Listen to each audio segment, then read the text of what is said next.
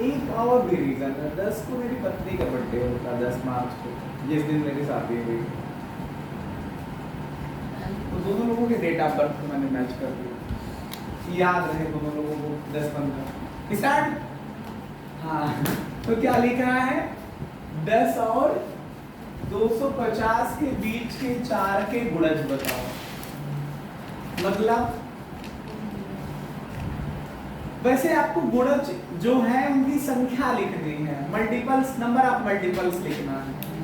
How many multiples lies between, how many multiples lies between, कहां से कहां तक, 10 एंड 250। यहाँ पे मुझे गुणज ना लिख करके लिखना चाहिए गुणजों की संख्या बताओ, थोड़ा और अच्छा लगेगा ना। तो बात हो रही है, थोड़ा सा ध्यान दीजिएगा, पिछले क्वेश्चन में मैंने आपको बिटवीन में बीच का मतलब नहीं समझाया था। कभी कभी होगा क्या कि शुरुआत जो और अंत जो है वो जो आप पूछ रहा होगा क्वेश्चन, वही नंबर मिल जाएंगे। अगर इसमें लिखा है कि बीच के, मतलब बिटवीन के टर्म्स निकालना है, तो इनको नहीं लेके चलना है। पहली बात तो ये ध्यान दीजिएगा, 10 और 250 के बीच के है ना, है तो हमें सॉल्यूशन करते समय ध्यान देना है नंबर कौन सा लिखना है, 10 से आगे का।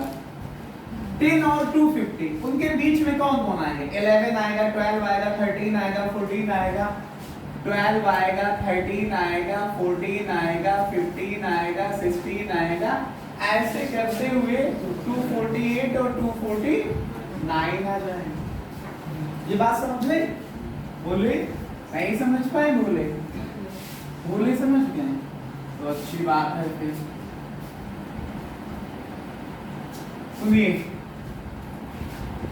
अब इसने कहा था कि 10 और 250 के बीच में कितने 4 के मल्टीपल्स हैं।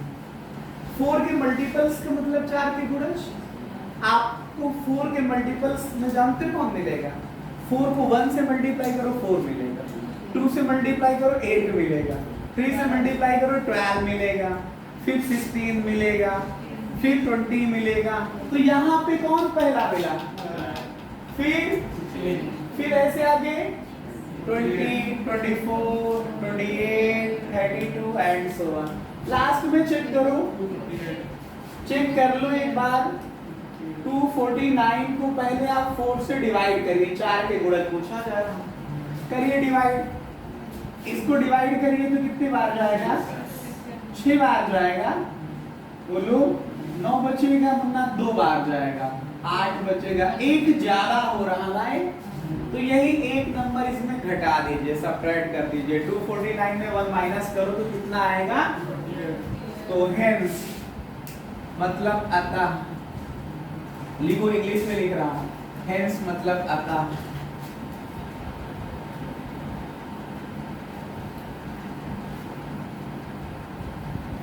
Multiple of 4 between 10 and 250 are, कौन कौन से होंगे, 10 और 250 के बीच में 4 के गुणज, हिंदी वाले लिखेंगे क्या, 10 और 250 के बीच के 4 के गुणज। अब कौन कौन से लिखना है, ध्यान दीजिएगा, पहला आएगा 12, फिर 16, फिर 20, फिर 24, 28, समझ पा रहे हो, बोलो, फिर एंड सो ऑन, और लास्ट में मिला था 248।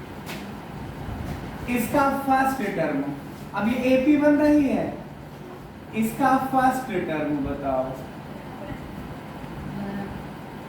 बोलो, फर्स्ट टर्म ए का मतलब क्या, 12, कॉमन डिफरेंस, कॉमन डिफरेंस का मतलब सर्वांतर कितना है, 16 से 12 घटा दो भैया, 4 आ जाएगा। Last term, last term L होता है ना, अंतिम पद कहते हैं इसे, 248 248 में आ जाता है। हमको क्या निकालना है, नंबर ऑफ टर्म्स निकालना है। इसमें कितने टर्म है ना, पदों की संख्या हिंदी वाले लिखते हैं इसे। n की वैल्यू क्वेश्चन मार्क, ठीक, बोलो तो कौन सा फार्मूला लगाओगे? बाई फार्मूला, कौन सा फार्मूला है? L is equal to a plus n minus 1 into d. L का मतलब 248 इज इक्वल टू a का मतलब 12 plus n minus 1 into D का मतलब 4।